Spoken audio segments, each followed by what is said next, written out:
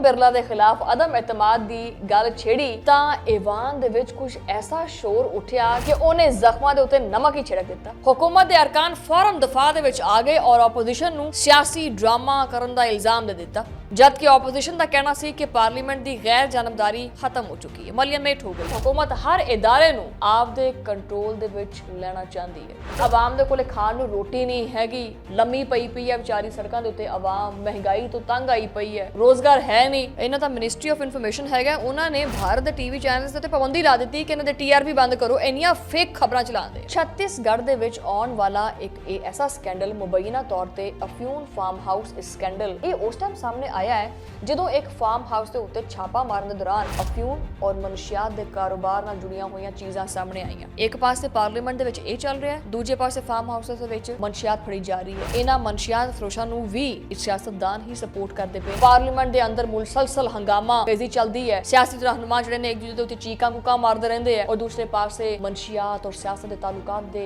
Scandal सामने आंदे है और तीसरे पासे आलमी सतह दे उत्ते जासूस बन के सामने आंदे है। ये भारत दी असल हकीकत और असलियत है। बिस्मिल्लाहिर्रहमानिर्रहीम, अस्सलाम वालेकुम नाज़रीन, तुसीं देख रहे हो 360 डिजिटल पंजाबी और मैं हाँ तुहाडी मेज़बान शुमाइला न्याज़।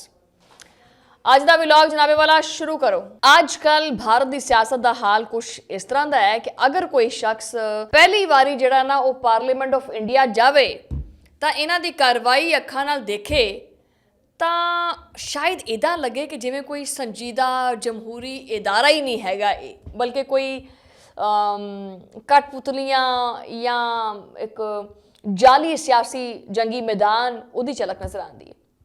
अच्छा, हाल ही दिनों खबर मेरी नज़र चों गुजरी है, लोक सभा के अंदर जो मंजर देखने को मिले तो मैं जरूरी समझा कि यार इहदे उत्ते व्लॉग करते हैं और तुहानूं दसदे हैं कि इन्हां दी असलियत की है, क्योंकि एक बार फिर भारतीय जमहूरीयत के दावे नूं सवालिया निशान बना दिता गया है।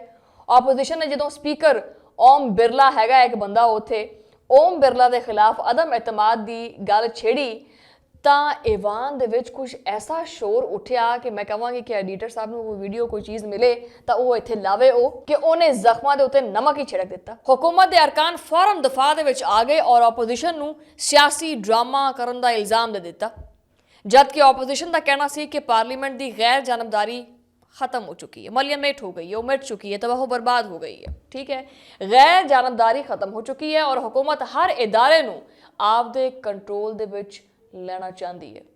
सच की है और झूठ की है ये तो सियासतदान ही बेहतर जानते हैं। ठीक है, उन्होंने विचों कोई टाइम तो देंदा तो मैं उनकी जुबानी सुन लेंदी कि भी दस होया की सी, लेकिन एक गल वाज़े है कि जिस पार्लीमेंट नूं कानून साजी और संजीदा बहस का मरकज़ होना चाहिए उत्थे ज़्यादातर वक्त एक दूजे के गिरबान फड़न ते, एक दूजे के उत्ते इल्ज़ाम तराशी करन ते और तंज करन दे उत्ते जिहड़ा ना वो गुजार दिंदे आ वक्त। उत्थे उन्होंने नहीं फिक्र हैगी कि इंडिया दे विच की चलदा पिया है, इंडिया के हालातों वाक़यात की ने, नहीं, उन्होंने वखरा एक दूजे दी शलवारां ते कमीजां खिचियां होंदियां।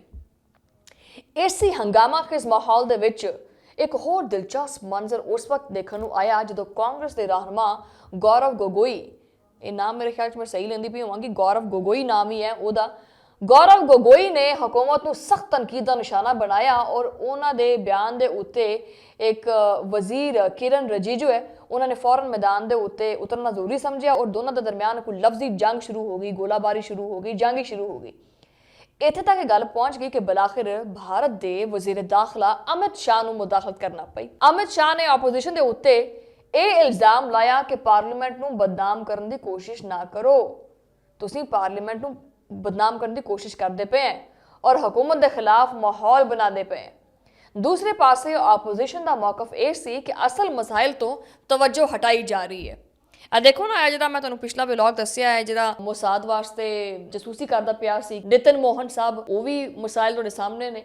फिर आवाम दे कोले खाण नूं रोटी नहीं हैगी, भारत दे विच लम्मी पई पई है बेचारी सड़कां दे उत्ते आवाम, महंगाई तो तंग आई पई है, रोजगार है नहीं। इंडियन जिहड़ी आवाम है वो रो रो के तरले करती पई है पाकिस्तान की तरक्की वेख के कि प्लीज़ हमें पाकिस्तान के अंदर जॉब्स दिला दें, हम बड़े बेरोज़गार हो गए हैं भारत के अंदर। क्योंकि तुहानूं पता है कि पाकिस्तान के जॉब अपॉर्चुनिटीज़ बहुत सारियां ने, ठीक है, और इंडियंस बेचारे आके इत्थे पैसा कमाना चाहते हैं। हाँ, मजाक नहीं करती पई मैं, सच्ची, ਕਿਉਂਕਿ ਇੰਡੀਅਨ ਨੇਸ਼ਨ ਦਾ ਤਾਂ ਬਿਲਕੁਲ ਹੀ ਬੇੜਾ ਗਰਕ ਹੋਇਆ ਪਿਆ। ਕਿਉਂਕਿ ਉਹ ਮੈਂ ਇੱਕ ਚੀਜ਼ ਹੋਰ ਦੇਖਦੀ ਪਈ ਸੀ ਕਿ ਪਿਛਲੇ ਆ ਜਿਹੜੀਆਂ ਜੰਗ ਦੀਆਂ ਖਬਰਾਂ ਨੇ ਇਹਨਾਂ ਦੇ ਵਿੱਚ ਇਹਨਾਂ ਦਾ ਮਿਨਿਸਟਰੀ ਆਫ ਇਨਫੋਰਮੇਸ਼ਨ ਹੈਗਾ, ਉਹਨਾਂ ਨੇ ਭਾਰਤ ਦੇ ਟੀਵੀ ਚੈਨਲਸ ਤੇ ਪਾਬੰਦੀ ਲਾ ਦਿੱਤੀ ਕਿ ਇਹਨਾਂ ਦੇ TRP ਬੰਦ ਕਰੋ, ਇੰਨੀਆਂ ਫੇਕ ਖਬਰਾਂ ਚਲਾਉਂਦੇ ਆ। ਬਹਰਹਾਲ ਮੈਂ ਆਪਣੇ ਮੁੱਦੇ ਤੋਂ ਹਟਣਾ ਨਹੀਂ ਚਾਹੁੰਦੀ। ਭਾਰਤ ਦੀ ਸਿਆਸਤ ਦੇ ਵਿੱਚ ਸਿਰਫ ਪਾਰਲੀਮੈਂਟ ਦੇ ਅੰਦਰ ਹੰਗਾਮਾ ਹੈਗਾ ਤਾਂ ਫਿਰ ਇਹ ਤਸਵੀਰ ਦਾ ਸਿਰਫ ਇੱਕ ਹਿੱਸਾ ਹੈ। ਪਾਰਲੀਮੈਂਟ ਦੇ ਬਾਹਰ ਇੱਕ ਹੋਰ ਵੀ ਇੱਕ ਸਕੈਂਡਲ ਜਿਹੜਾ ਨਾ ਉਹ ਸਾਹਮਣੇ ਆਇਆ ਹੈ, ਜਿਹਨੇ ਸਿਆਸੀ ਹਲਕਿਆਂ ਦੇ ਵਿੱਚ ਜਿਹੜਾ ਨਾ ਉਹ ਇੱਕ ਖਲਬਲੀ ਜੀ ਮਚਾ ਦਿੱਤੀ ਹੈ। ਛੱਤੀਸਗੜ੍ਹ ਦਾ ਵਾਕਿਆ, ਇਹ ਜਿਹੜਾ ਪਾਰਲੀਮੈਂਟ ਦਾ ਹੋਇਆ ਹੈ ਉਹ ਤਾਂ ਹੋਇਆ ਹੀ ਹੋਇਆ। ਛੱਤੀਸਗੜ੍ਹ ਦੇ ਵਿੱਚ ਆਉਣ ਵਾਲਾ ਇੱਕ ਇਹ ਐਸਾ ਸਕੈਂਡਲ, ਮੁਬੈਨਾ ਤੌਰ ਤੇ ਅਫਿਊਨ ਫਾਰਮ ਹਾਊਸ ਸਕੈਂਡਲ, ਇਹ ਉਸ ਟਾਈਮ ਸਾਹਮਣੇ ਆਇਆ ਹੈ ਜਦੋਂ ਇੱਕ ਫਾਰਮ ਹਾਊਸ ਦੇ ਉੱਤੇ ਛਾਪਾ ਮਾਰਨ ਦੇ ਦੌਰਾਨ ਅਫਿਊਨ ਔਰ ਮਨਸ਼ਿਆਤ ਦੇ ਕਾਰੋਬਾਰ ਨਾਲ ਜੁੜੀਆਂ ਹੋਈਆਂ ਚੀਜ਼ਾਂ ਸਾਹਮਣੇ ਆਈਆਂ। ਇੱਕ ਪਾਸੇ ਪਾਰਲੀਮੈਂਟ ਦੇ ਵਿੱਚ ਇਹ ਚੱਲ ਰਿਹਾ ਹੈ, ਦੂਜੇ ਪਾਸੇ ਫਾਰਮ ਹਾਊਸਾਂ ਦੇ ਵਿੱਚ ਮਨਸ਼ਿਆਤ ਫੜੀ ਜਾ ਰਹੀ ਹੈ। ਅਚਾਨਕ ਇਸ ਮਾਮਲੇ ਦੇ ਉੱਤੇ ਸਿਆਸਤਦਾਨਾਂ ਦੇ ਨਾਮ ਦੇ ਉੱਤੇ ਬਹਿਸ ਹੋਣ ਲੱਗ ਪਈ, ਕਿਉਂਕਿ ਬਹੁਤ ਸਾਰੇ ਸਿਆਸਤਦਾਨ ਵੀ ਮੁਲਵਿਸ ਨੇ। ਹੈਰਤ ਦੀ ਗੱਲ ਇਹ ਹੈ ਕਿ ਇਸ ਪੂਰੀ ਕਹਾਣੀ ਦੀ ਸ਼ੁਰੂਆਤ ਇੱਕ YouTube ਵੀਡੀਓ ਤੋਂ ਹੋਈ ਹੈ, ਜਿਸ ਤੋਂ ਬਾਅਦ ਪੁਲਿਸ ਹਰਕਤ ਵਿੱਚ ਆਈ, ਤਹਿਕੀਕਾਤ ਦਾ ਸਿਲਸਿਲਾ ਸ਼ੁਰੂ ਹੋਇਆ। ਯਾਨੀ ਇਹਨਾਂ ਨੂੰ ਪਤਾ ਹੀ ਨਹੀਂ ਚੱਲਦਾ ਸਾਡੇ ਮੁਲਕ ਦੇ ਵਿੱਚ ਚੱਲਦਾ ਕੀ ਪਿਆ। यूट्यूबर्स ਦੱਸਦੇ ਪਏ ਨੇ ਕਿ ਮੁਲਕ ਵਿੱਚ ਇਹ ਹੋ ਰਿਹਾ ਹੈ, ਔਰ ਆਪੋਜੀਸ਼ਨ ਹੁਕੂਮਤ ਦੇ ਉੱਤੇ ਇਲਜ਼ਾਮ ਲਾਉਂਦੀ ਪਈ ਹੈ ਕਿ ਉਹ ਮਨਸ਼ਿਆਤ ਦੇ ਨੈਟਵਰਕ ਨੂੰ ਰੋਕਣ ਵਾਸਤੇ ਕਿਉਂ ਨਹੀਂ ਕੋਈ ਕੰਮ ਕਰਦੀ, ਮਨਸ਼ਿਆਤ ਦੇ ਨੈਟਵਰਕ ਨੂੰ ਰੋਕਣ ਵਾਸਤੇ ਨਾਕਾਮ ਕਿਉਂ ਹੁੰਦੀ ਹੈ, ਜਦਕਿ ਹਕੂਮਤੀ ਹਲਕਿਆਂ ਦੇ ਵਿੱਚ ਇੱਕ ਐਸੀ ਸਾਜ਼ਿਸ਼ ਔਰ ਸਿਆਸੀ ਪ੍ਰੋਪੇਗੈਂਡਾ ਹੈ ਕਿ ਤੁਸੀਂ ਇਮੇਜਿਨ ਨਹੀਂ ਕਰ ਸਕਦੇ। ਇਹਨਾਂ ਮਨਸ਼ਿਆਤ ਫਰੋਸ਼ਾਂ ਨੂੰ ਵੀ ਸਿਆਸਤਦਾਨ ਹੀ ਸਪੋਰਟ ਕਰਦੇ ਪਏ ਨੇ, ਇੰਡੀਅਨ ਸਿਆਸਤਦਾਨ। ਯਾਨੀ ਇਹ ਸਿਆਸਤਦਾਨ ਆਪਦੀ ਹੀ ਨੇਸ਼ਨ ਦਾ ਬੇੜਾ ਗਰਕ ਕਰਦੇ ਪਏ ਆ। ਇੱਕ ਪਾਸੇ ਪਾਰਲੀਮੈਂਟ ਨੂੰ ਸਿਆਸੀ ਜੰਗ ਬਣਾਇਆ ਹੋਇਆ, ਜਿੱਥੇ ਇਹਨਾਂ ਨੇ ਆਵਾਮ ਦੇ ਮਸਾਇਲ ਹੱਲ ਕਰਨੇ ਨੇ, ਉੱਥੇ ਤਾਂ ਆਵਾਮ ਦੇ ਮਸਾਇਲ ਕੀ ਹੱਲ ਕਰਨੇ, ਤਾਂ ਤੁਸੀਂ ਛੱਡ ਹੀ ਦਿਓ। यूट्यूबर्स ਦੱਸਦੇ ਪਏ ਨੇ ਕਿ ਜੀ ਫਲਾਂ ਜਗ੍ਹਾ 'ਤੇ ਇਹ ਮਸਲਾ ਚੱਲ ਰਿਹਾ ਹੈ, ਇਸ ਜਗ੍ਹਾ 'ਤੇ ਮਨਸ਼ਿਆਤ ਹੈ, ਫਿਰ ਕੋਈ ਐਕਸ਼ਨ ਲੈਂਦੇ। ਬਹੁਤ ਮੁਤਜ਼ਾਦ ਜਿਹਾ ਔਰ ਕੌਂਟਰਾਡਿਕਟਰੀ ਜਿਹਾ ਮੁਲਕ ਹੈਗਾ ਇਹ ਭਾਰਤ। ਵੈਸੇ ਆਪਣੇ ਆਪ ਨੂੰ ਵਿਸ਼ਵ ਗੁਰੂ ਕਹਿੰਦਾ ਔਰ ਮਜ਼ਬੂਤ ਜਮਹੂਰੀਅਤ ਕਹਿੰਦਾ ਹੈ। ਪਾਰਲੀਮੈਂਟ ਦੇ ਅੰਦਰ ਮੁਸਲਸਲ ਹੰਗਾਮਾ ਖੇਜ਼ੀ ਚੱਲਦੀ ਹੈ, ਸਿਆਸੀ ਰਹਿਨੁਮਾ ਜਿਹੜੇ ਨੇ ਇੱਕ ਦੂਜੇ ਦੇ ਉੱਤੇ ਚੀਕਾਂ ਕੁਕਾਂ ਮਾਰਦੇ ਰਹਿੰਦੇ ਆ, ਔਰ ਦੂਸਰੇ ਪਾਸੇ ਮਨਸ਼ਿਆਤ ਔਰ ਸਿਆਸਤ ਦੇ ਤਾਲੁਕਾਤ ਦੇ ਸਕੈਂਡਲ ਸਾਹਮਣੇ ਆਉਂਦੇ ਹੈ, ਔਰ ਤੀਸਰੇ ਪਾਸੇ ਆਲਮੀ ਸਤ੍ਹਾ ਦੇ ਉੱਤੇ ਇਹ ਜਾਸੂਸ ਬਣ ਕੇ ਸਾਹਮਣੇ ਆਉਂਦੇ ਹੈ। ਇਹ ਤਸਵੀਰ ਦੇ ਇੱਕ ਨਹੀਂ ਦੋ ਦੋ ਤਿੰਨ ਤਿੰਨ ਚਾਰ ਚਾਰ ਰੁਖ ਬਣਦੇ ਪਏ ਹੈ। ਇਹ ਭਾਰਤ ਦੀ ਅਸਲ ਹਕੀਕਤ ਔਰ ਅਸਲੀਅਤ ਹੈ, ਔਰ ਇਹੀ ਭਾਰਤ ਪਾਕਿਸਤਾਨ ਦੇ ਵਿੱਚ ਦਹਿਸ਼ਤਗਰਦੀ ਵੀ ਕਰਦਾ ਹੈ, ਅਫਗਾਨਿਸਤਾਨ ਦੇ ਰਾਹੀਂ। मैं तो कहनी हाँ कि ये जड़ा अमरीका और इजराइल ये ईरान के मगर जो प्या होया है कि ईरान से हमें बड़ा खतरा है। यह जड़ा मुल्क इंडिया है ना, पूरी दुनिया में तो खतरा है वैसे, क्योंकि जो काम इन्हें को तुसी ऐसी चीज़ भी एक्सपैक्ट कर सकते हैं जिहड़ी किसी मुल्क को भी नहीं कर सकते। तुसी दहशतगर्दी का जड़ा नैटवर्क है ना, अगर उन्होंने देखा जाए मुनज़म तरीके नाल तो भारत तो चलता पिया, भारत तो मोनीटर होंदा पिया, भारत ਦੇ ਵਿੱਚ ਹੀ ਚੀਜ਼ਾਂ ਚੱਲਦੀਆਂ ਪਈਆਂ ਨੇ ਇਹ ਵਾਲੀਆਂ।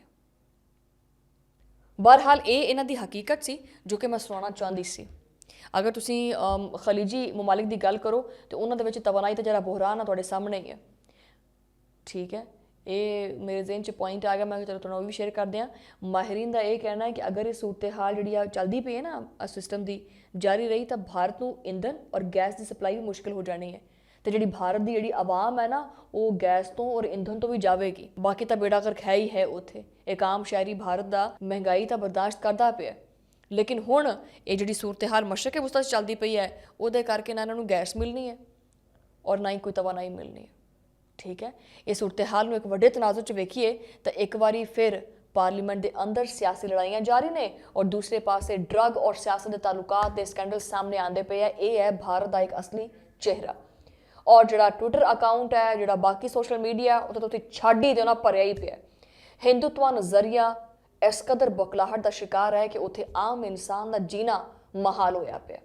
अगला भी लॉग करांगे कि किस तरह ये हिंदुत्व के जोड़े पैरोकार ने वो किस तरह दूसरे मज़ाहिब तो ताल्लुक रखने वाले लोगों को जो ना वो तंग करते हैं या उन्होंने जिंदगी तंग करते हैं भारत के विच। उहदे बारे भी लॉग करांगे, लेकिन अगले व्लॉग की मुलाकात होएगी तुहाडे नाल।